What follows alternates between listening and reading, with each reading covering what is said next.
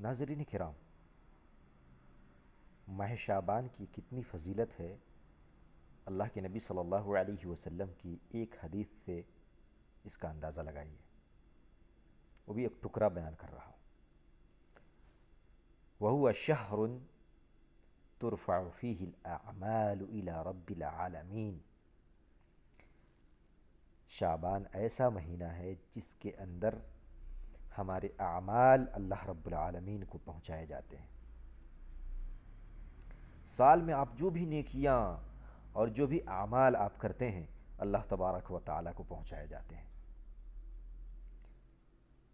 اور آگے اللہ کے نبی صلی اللہ علیہ وسلم فرماتے ہیں فَأُحِبُّ أَن يُرْفَعَ عَمَلِي وَأَنَا صَائِمٌ، اور مجھے یہ چیز محبوب ہے کہ جب میرے اعمال اللہ تبارک و تعالیٰ کو پہنچائے جائیں تو میں روزے کی حالت میں ہوں۔